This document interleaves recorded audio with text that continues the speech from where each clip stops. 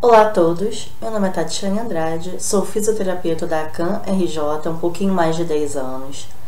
Esse vídeo faz parte da série Conversando sobre Fibrose Cística em Tempos de Pandemia do Instituto Unidos pela Vida e vamos conversar um pouco sobre como manter a rotina de fisioterapia respiratória em tempos de Covid-19. Vamos começar falando sobre a importância da fisioterapia respiratória para pessoas com fibrose cística. Todos nós sabemos que a fibrose cística ela gera um acúmulo de secreção nos pulmões. Esse acúmulo de secreção pode gerar vários outros tipos de danos, como pneumonias, processos inflamatórios. Quando você há um acúmulo de secreção nos pulmões, esse acúmulo pode beneficiar ao aparecimento e a manutenção e ao mesmo tempo o crescimento de micro-organismos, que são as bactérias, fungos. Pensando dessa forma, o que a gente pode realizar enquanto fisioterapia respiratória? Essa secreção espessa nos pulmões, elas dificultam a troca gasosa. O que isso quer dizer? A troca seria a entrada de oxigênio e a saída de gás carbônico, que é prejudicial para o nosso organismo.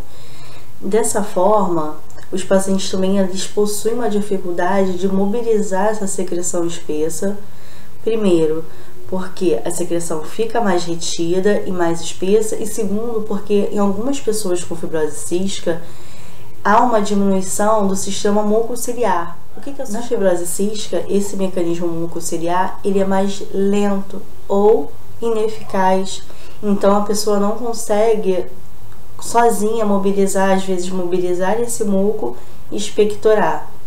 E aí que entra a importância da fisioterapia respiratória. Mas o principal objetivo nesse caso seria a prevenção.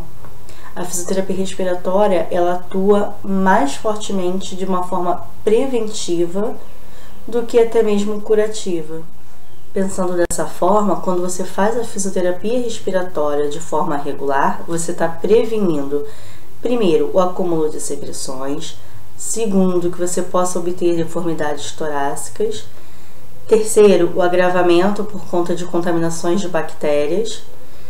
E, por último, você acaba facilitando o seu condicionamento cardiorrespiratório e você consegue respirar de forma melhor, você consegue ter uma expansão pulmonar melhor, você consegue ter uma troca de ar melhor. Então, a fisioterapia é fundamental, é uma das vertentes, né, do tratamento da fisioterapia, A fisioterapia é uma das vertentes do tratamento da fibrose cística e que você deve realizar ela sempre.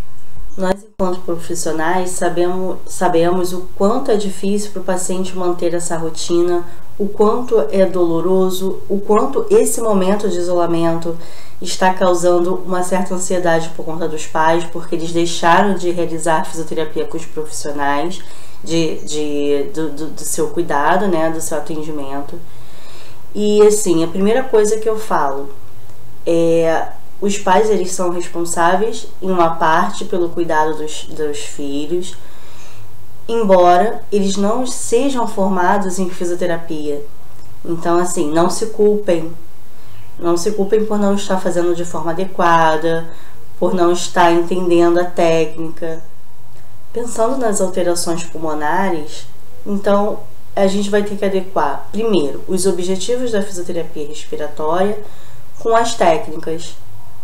Seria interessante se você pegasse uma técnica de fisioterapia, associasse com uma atividade física e associasse ao tratamento adequado com as nebulizações, você teria um grande êxito, traria mais benefícios para vocês.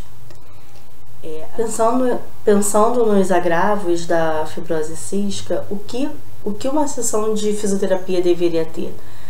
Primeiro, seria a mobilização de secreções, porque você precisa eliminar essas secreções. Deveria conter um exercício que, no caso, seria um exercício cardiorrespiratório, que faria com que você conseguisse manter a sua função cardiorrespiratória sempre boa. Terceiro, você poderia associar também alguns exercícios de alongamento para você não ter as deformidades torácicas. Nós dividimos também a fisioterapia respiratória por faixas etárias. O que isso significa? Significa que quando é bebezinho, nós realizamos toda a conduta nesse paciente, e à medida que ele for crescendo, é normal e importante que nós começamos a dar autonomia para que ele faça o tratamento sozinho. E aí vão entrar outras coisas para que ele possa conduzir o seu tratamento e se autoanalisar e se autoconhecer do que está acontecendo com o seu corpo, quais são as alterações que ele está sentindo. Um ponto fundamental é você, dentre as diversas técnicas de fisioterapia, você escolher a que mais agrada a criança, a que mais agrada a você. E aí você incluir essa terapia na sua rotina. Lembrando que crianças, elas acham tudo muito chato, monótono. Então, quanto mais você inserir instrumentos lúdicos, brincadeiras, brinquedos de forma lúdica, vai ser essa criança vai ter uma aceitação melhor da fisioterapia respiratória. Lembrando que o que eu sempre penso é que a criança nunca pode ter um trauma por estar fazendo a fisioterapia respiratória. Se ela tem um trauma a primeira vez, ela terá que fazer isso, a fisioterapia respiratória, pelo resto da vida. E acaba que esse trauma, ele bloqueia essa criança e não permite que a gente entre, que a gente realize técnicas novas. E a criança já vê aquilo como sendo algo ruim.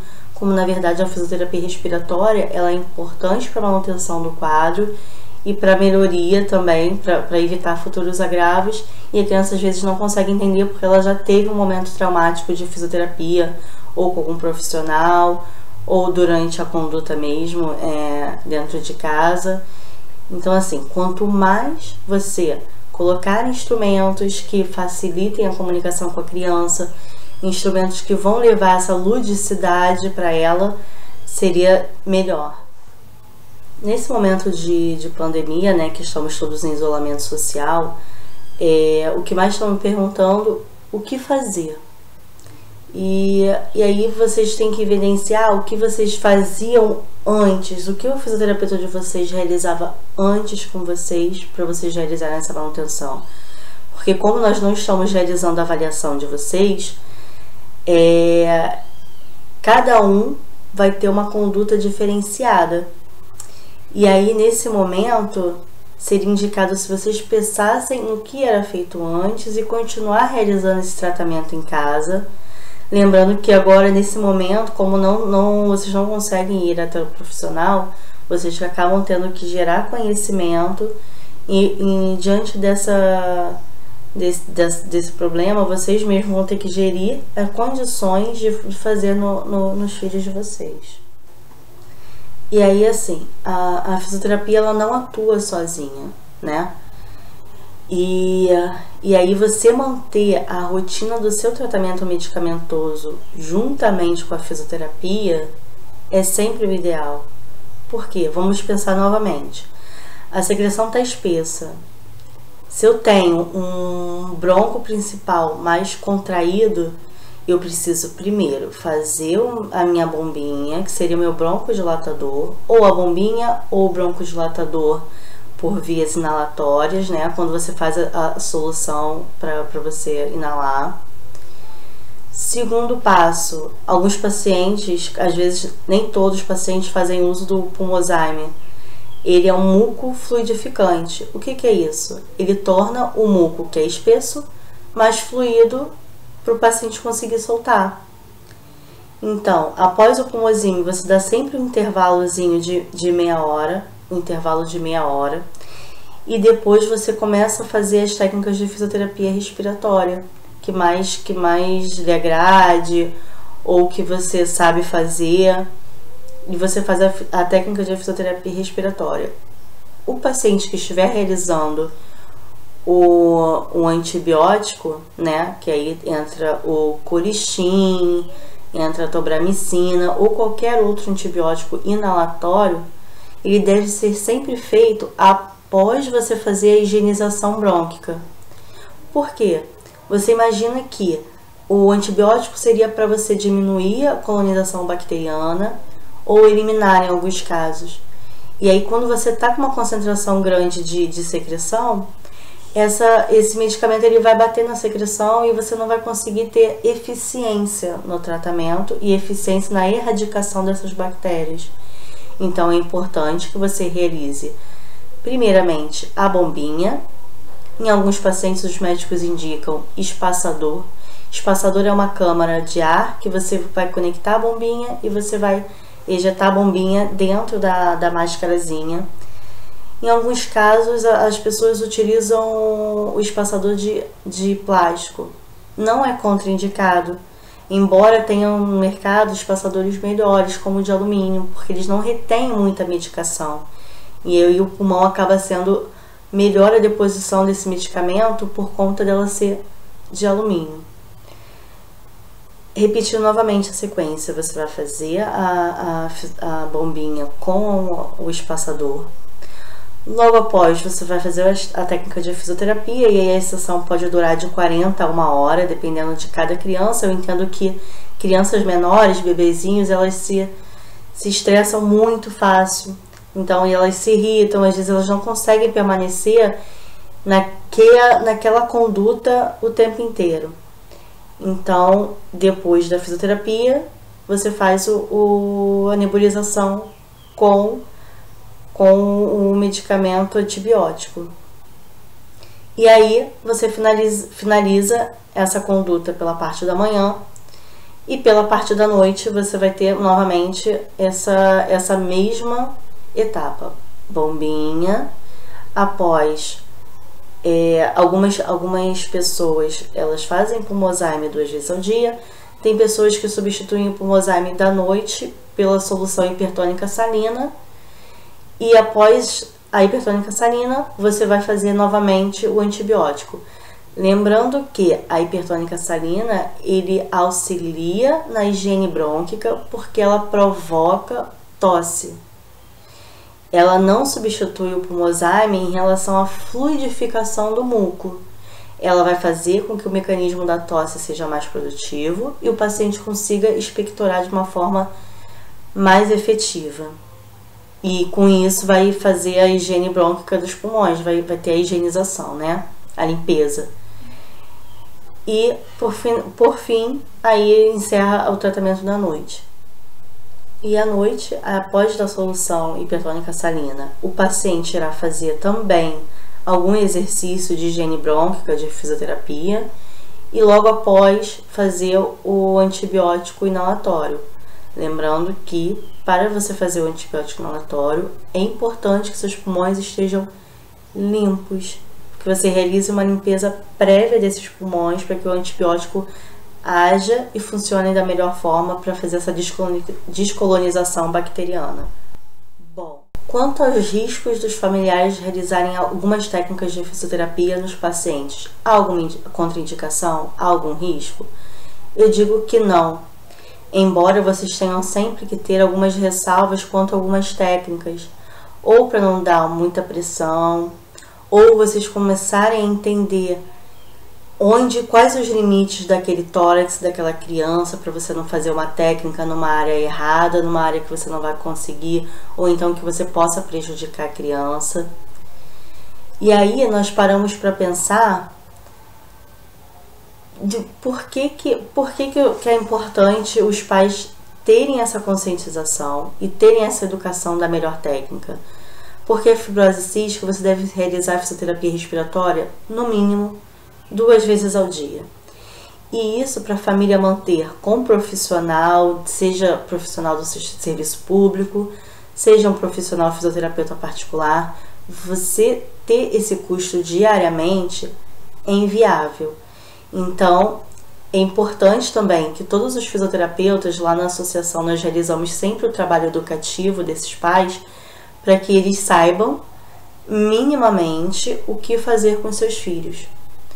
Não há risco de você fazer nenhuma dessas técnicas em casa, embora eu recomendo também que vocês evidenciem, assim, vocês sabem muito bem, enquanto pais, quais são os principais sintomas que criança pode ter de agravamento.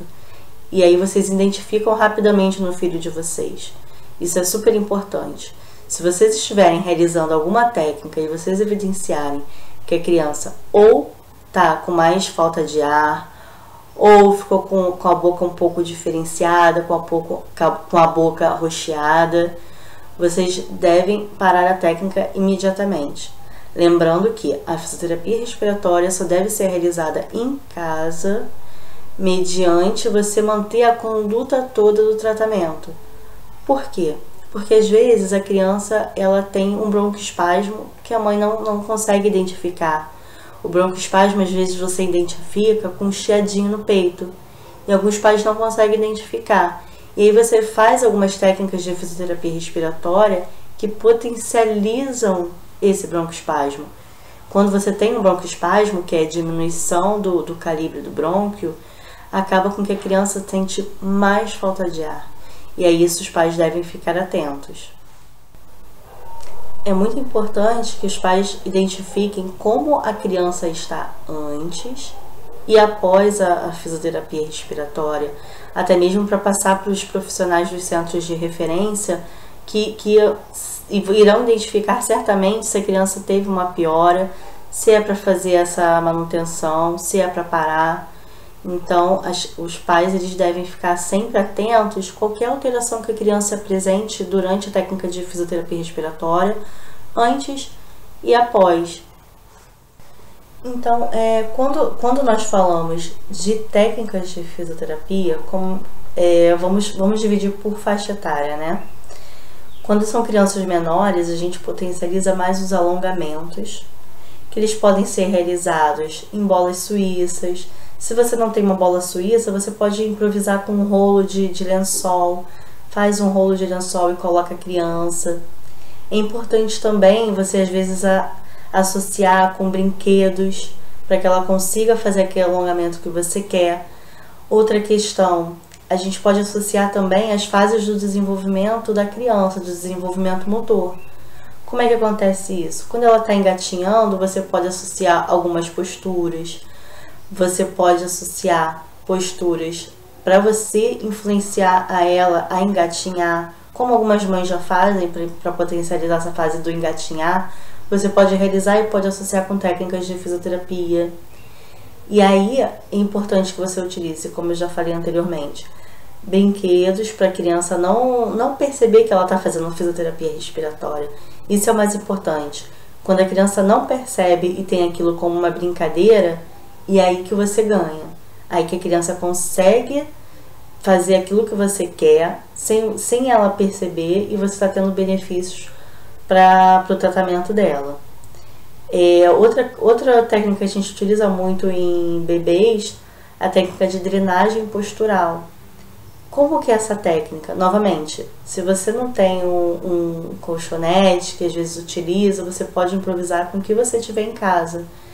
A técnica de drenagem postural, como nós profissionais, nós identificamos através da ausculta pulmonar. Nós identificamos através da ausculta aonde está a secreção e colocamos a criança naquela posição e realizamos outras técnicas em cima. E aí, como que os pais vão saber em que áreas vão afetar? Eu recomendo sempre você fazer todas as posturas.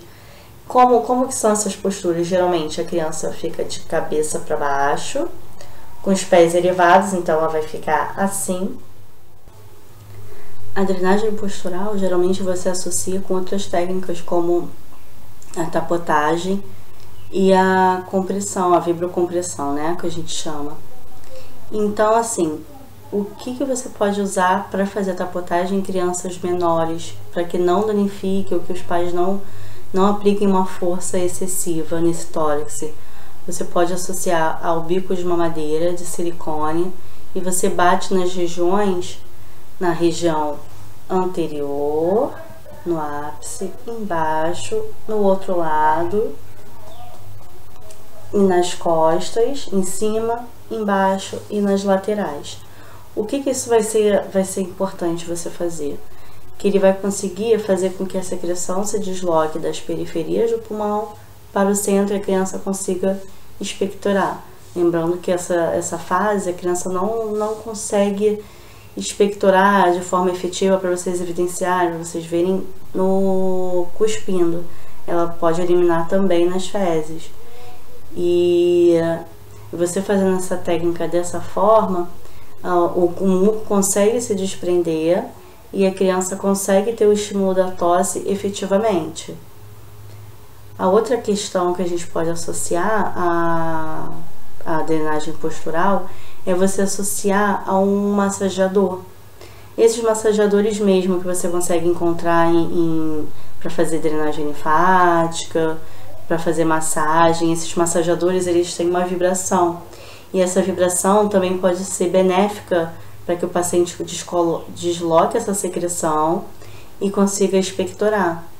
E esses vibradores você pode ter uma intensidade de vibração, e aí você não pode já imediatamente colocar uma intensidade forte, porque cada criança vai tolerar essa intensidade de uma forma diferente.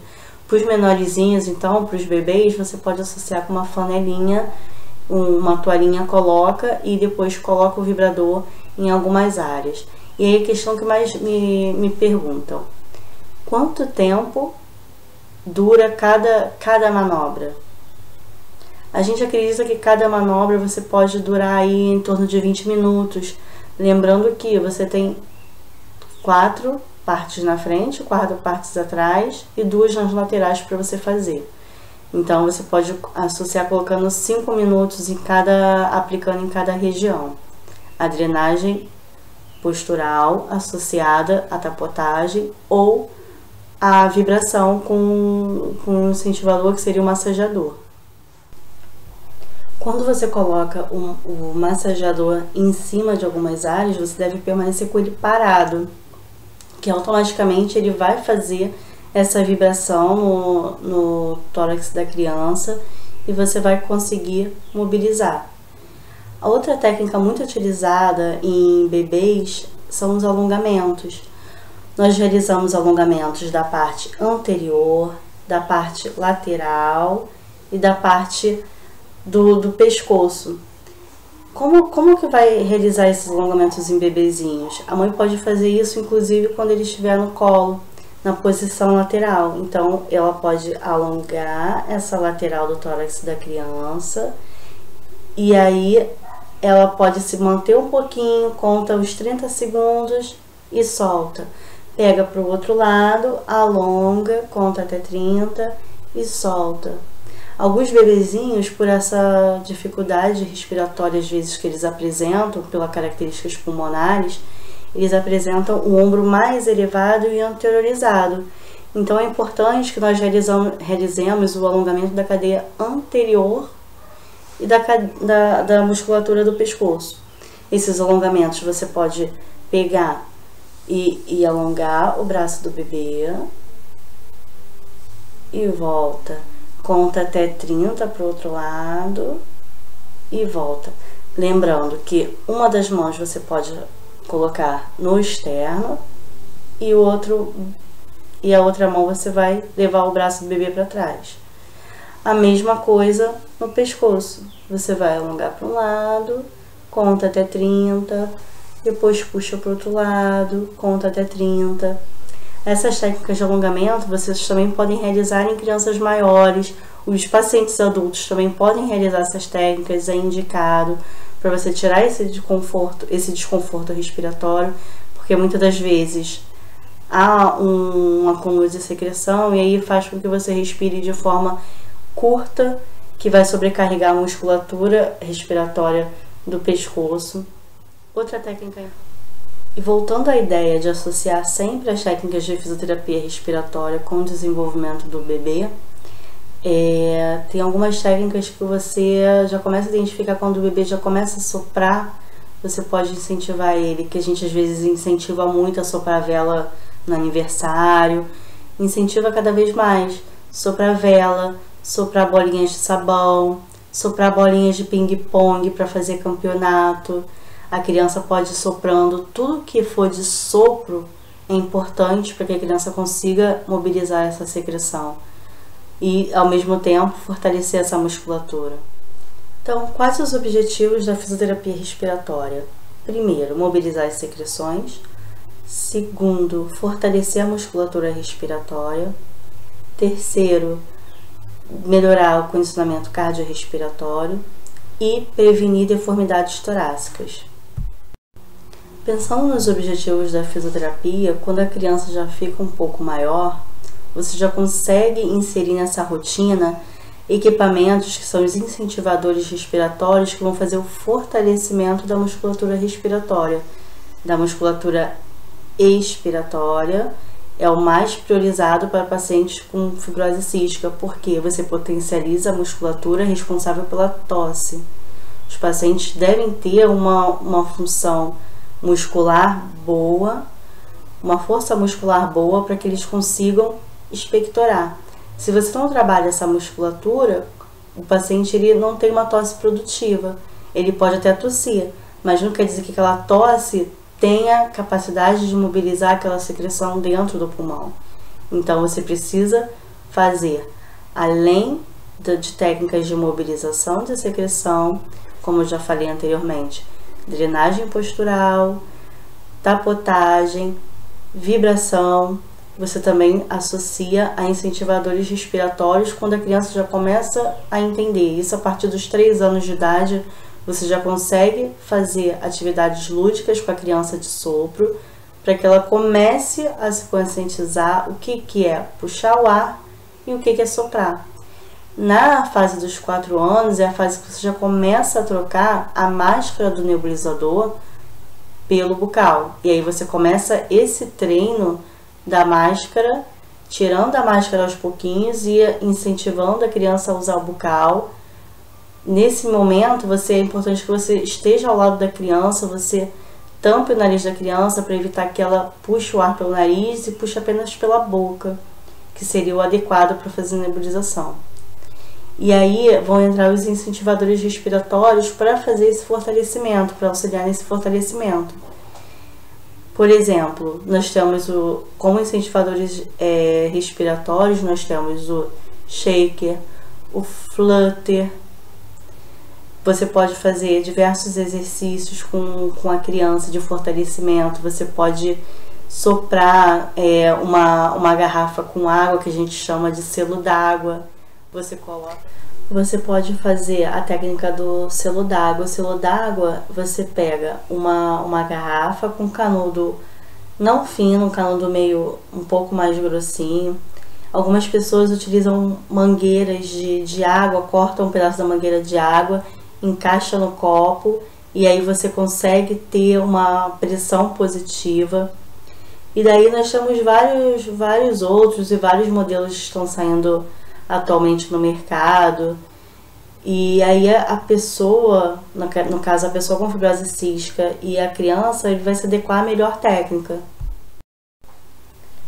E aí lembrando que quando você associa o custo-benefício, às vezes você tem alguns equipamentos que são muito mais baratos do que os outros e fazem o mesmo efeito, como é o caso do selo d'água.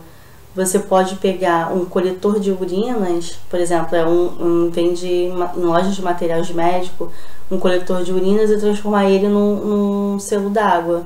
E esse selo d'água ele vai fazer um fortalecimento e também uma vibração para que a criança consiga expectorar aquela secreção. Outros incentivadores que a gente tem muito importante é o EPAP. O EPAP é um incentivador de pressão positiva. Alguns de vocês não devem conhecer esse equipamento. Ele tem uma válvula expiratória e tem uma máscara. Você acopla no rosto e a válvula fica aqui. Você regula a pressão de acordo com cada paciente. E aí você puxa o ar e solta naquela máscara para você realizar fortalecimento da pressão, para você realizar o fortalecimento da musculatura expiratória. É sempre importante que vocês utilizem equipamentos adequados para cada coisa. Equipamento adequado para fazer as nebulizações, equipamentos adequados para fazerem a fisioterapia. Existem algumas outras coisas que vocês podem diminuir esse custo, vocês podem alterar. Façam campeonatos de bolinha de ping-pong com seu filho. Mini circuitos mesmo, vocês podem colocar a bolinha de ping-pong e pedir para eles soprarem. Pede para eles soprarem a água para começar a entender esse fortalecimento. Vocês podem também associar a técnicas de outros brinquedinhos de sopro, gaita, flauta, buzina, língua de sogra. São uns pequenos brinquedos que você às vezes vai trabalhar com a criança aquele fortalecimento e de forma mais lúdica.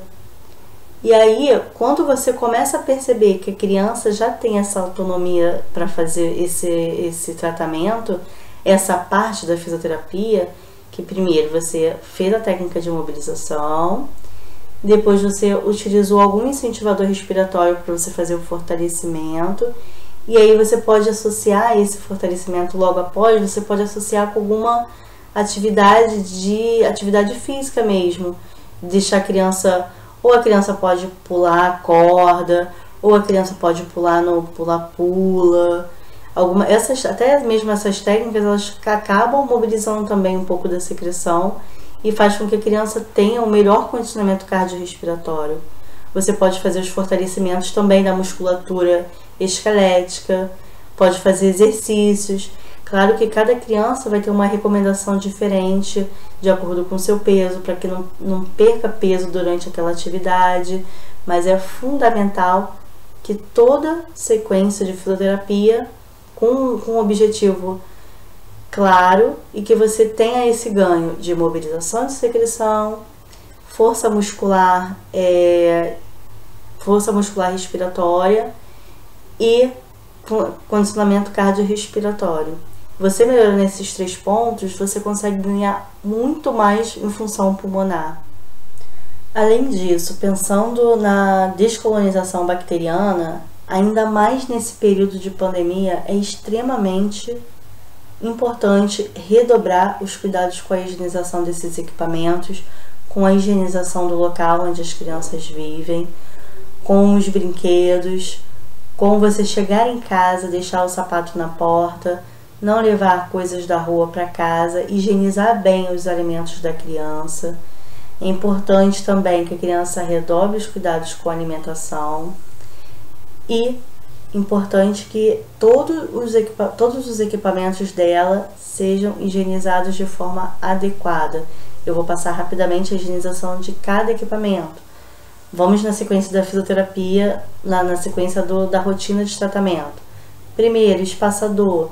Você pode higienizar o espaçador por fora, sempre com álcool 70. A máscara do espaçador você pode colocar numa água quente, não fervendo junto. Ferve uma água e coloca a máscara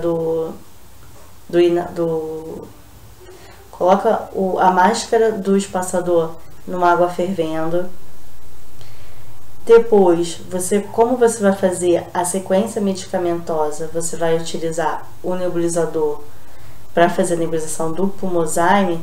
É sempre recomendado que você tenha 2 kits. Por quê? Porque às vezes a criança realiza a nebulização com Pulmozyme e realiza a nebulização com o antibiótico. E aí, quando você tem 2, você deixa de perder esse tempo de ficar lava e depois volta para usar com antibiótico. Lembrando que espaçador tem vencimento de 2 anos, a cada 2 anos você deve trocar. O kit do Omeron, né, que é o kit do nebulizador, você troca a cada 6 meses. O filtro a cada 2 meses. E assim, vocês não podem deixar de ter esses cuidados primários, porque o filtro é responsável por filtrar o ar que vem de fora e vai para os pulmões dos seus filhos, né, do paciente. E ao mesmo tempo, o copinho, quando você faz o copinho nele sujo, você está inalando impurezas, então você não consegue ter uma eficiência daquela medicação. O copinho, você deve sempre desmembrá-lo completamente.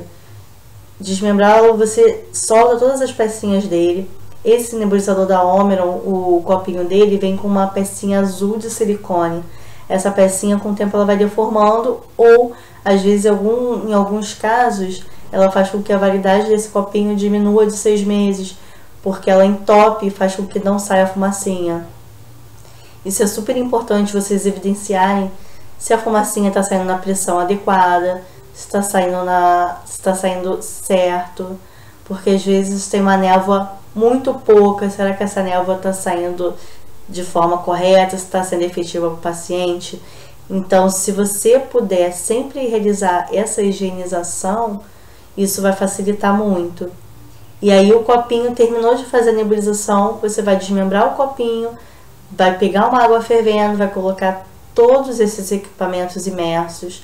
Eu dou o exemplo da água fervendo porque o ideal seria o álcool a 70%. Só que para algumas famílias é inviável você manter esse custo, porque é um custo elevado. Imagina você ter todas as pecinhas submersas. Você não pode simplesmente pegar o álcool a 70 e passar. Você tem que colocar no recipiente, colocar elas submersas naquela concentração do álcool a 70 e logo após você poder utilizar novamente. Então, se você colocar numa água fervendo, aguardar uns 15 minutos, de 15 a 20 minutos, você consegue ter essa esterilização efetiva também. E logo após você vai fazer a nebulização com o seu acessório sempre limpo.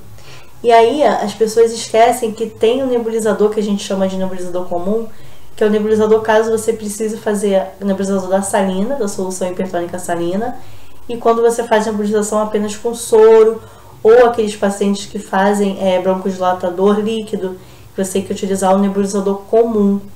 E aí esse nebulizador comum, ele também tem prazo de validade, os acessórios, ele também precisa de troca e também devem ser higienizados de forma adequada. Todos eles sempre imergidos em água quente, e depois vocês colocam sempre armazenando em um pote limpo, um tupperware, um recipiente limpo, e sem você conseguir ter umidade do ar, sem você ter acesso à poeira. Tampa ele e depois, quando você for utilizar, você pega esses acessórios já limpos. E a outra questão, o nebulizador comum, ele tem a máscara dele que é um pouco mais sensível, e aí às vezes você pode danificar também. Também a troca do nebulizador comum é a cada 6 meses, e o nebulizador comum ele também tem filtro, e esse filtro também é a cada de 2 a 3 meses. Vocês podem evidenciar, às vezes, chega 2 meses, vocês vão lá e evidenciam um filtro que tá mais escuro do que o normal, ou então não tá no tempo de trocar. Mas vocês devem realizar a troca a cada 2 meses.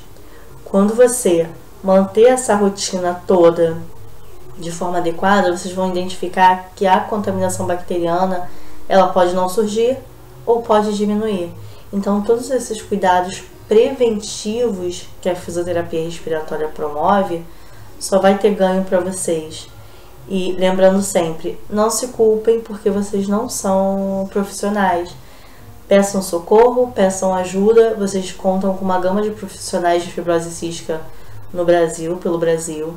Caso não consigam, a gente tem um canal aberto lá na associação. O Instituto Unidos pela Vida também tem esse canal aberto. E acho que é o ideal vocês, a partir desse vídeo, vocês começarem a mandarem dúvidas para o Instituto, que eles vão me enviar novamente, e eu estou solucionando dúvidas de cada pessoa individualmente, porque cada paciente é individual e cada técnica vai se aplicar de forma individualmente para cada paciente. Nem sempre aquele paciente vai gostar daquela técnica que o outro paciente realiza. Então, você se conhecer, ter essa autonomia de conhecimento e saber o que cada técnica vai fazer efeito para você e o que você vai associar ao que você gosta, vai fazer toda a diferença no tratamento e vai ser mais produtivo, mais efetivo e vai te dar mais qualidade de vida.